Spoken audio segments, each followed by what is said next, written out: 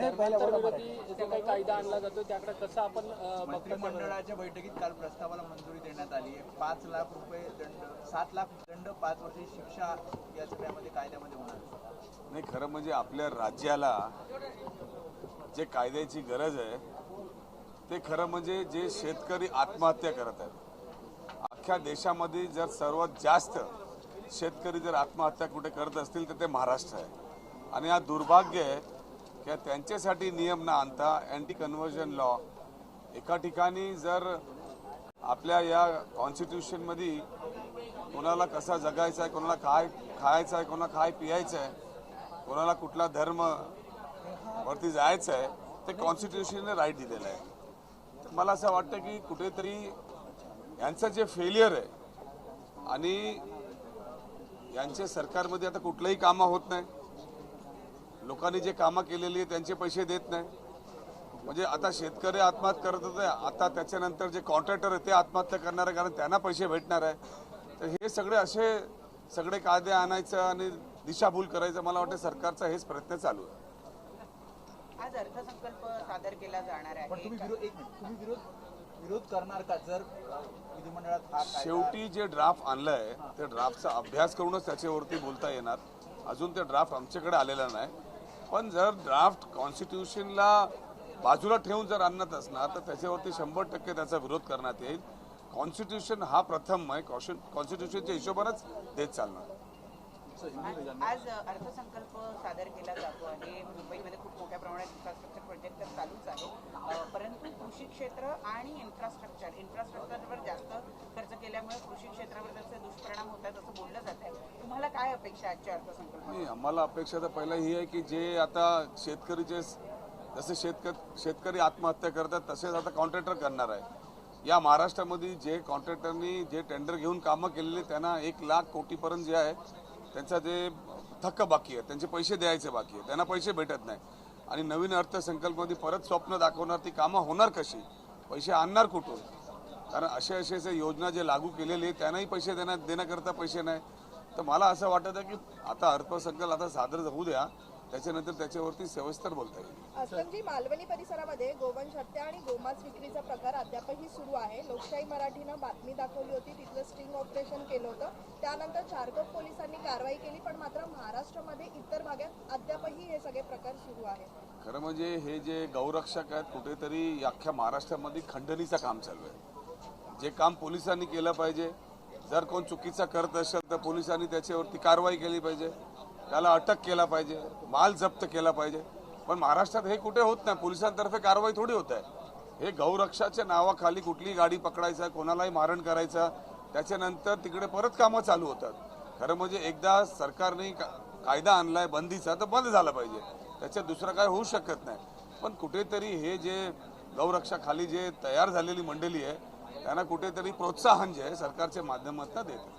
मुंबई गोवा महामार्ग प्रवास करण्यासाठी आता टोल भरावा लागणार आहे, तर काम पूर्ण होण्यापूर्वी पहिला मुंबई गोवा रोड पूर्ण तर होऊ दे। आम्ही आता ऐकतोय गेल्या 15 वर्षापासून, मला वाटतं की विदर्भचा रोड झाला, मुंबई अहमदाबादचा रोड पूर्ण झाला, मुंबई गोवाचं आज स्वप्न आपल्याला सगळ्यांना अजून बघावं लागेल असं मला वाटतं।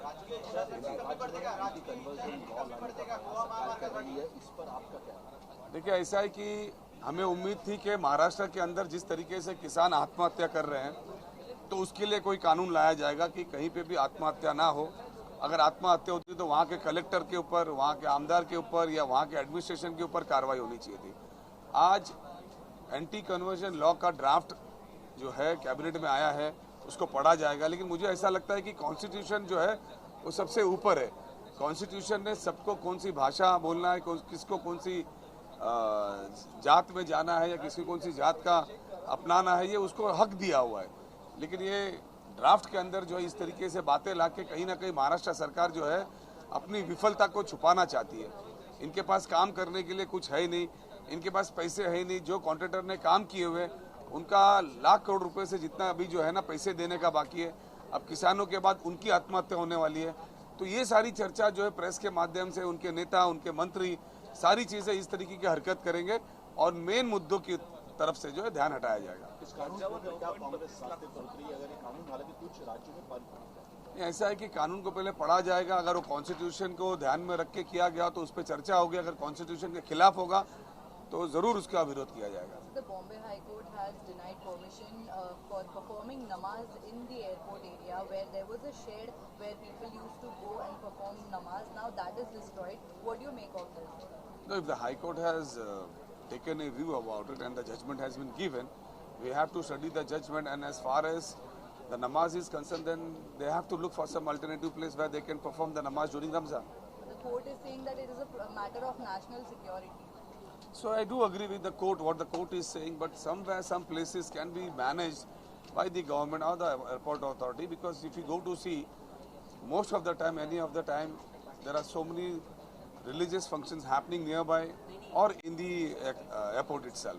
So I think so it's a matter of concern whether High Court is thinking about, but simultaneously there can be a way to find it out. आसमाजी, आणि शेवटचा प्रश्न, महाराष्ट्रामध्ये 50 बिबटे आता गुजरातच्या वंतारामध्ये पाठवले जाणार आहे. सरकारने आता ही भूमिका घेतलेली आहे. मी मागच्या अधिवेशनामध्ये पण सांगितलं होतं की बिबट्याच्या संदर्भात असू दे किंवा टायगरच्या संदर्भात ज्या पद्धतीने पोचर जे आहेत त्यांना मारहाण करत आहेत, एक वर्षामध्ये 25 वाघ मारण्यात आले होते, आणि वाघ मारण्याचं कारण जर कुठेतरी शोधलं तर त्यामध्ये एक जे कॉरिडॉर जे आहे ते कॉरिडॉर कुठेतरी जे आहे ते प्रायव्हेट फॉरेस्टवर फॉरेस्ट करून जे आहे कुठल्या तरी माइन्सवाल्यांना द्यायचा प्रयत्न चालू होता. शेवटी संघर्ष जनावरांचा आणि माणसाचा तिथे चालू होतं जेव्हा आपण त्यांच्या जागेमध्ये अतिक्रमण करतोय. तर कुठेतरी शासनाने हे लक्ष दिलं पाहिजे की हा जग जे आहे सगळ्यांना घेऊन चालणार तरच त्याच्यावरती योग्य होणार, नाहीतर एकमेकांच्या वरती असंच अटॅक होत राहणार, लोकांची जीव जात असणार. कारण शेवटी कॅबिनेटमध्ये बसून एअर कंडिशनमध्ये बसून निर्णय घेणं योग्य वाटतं.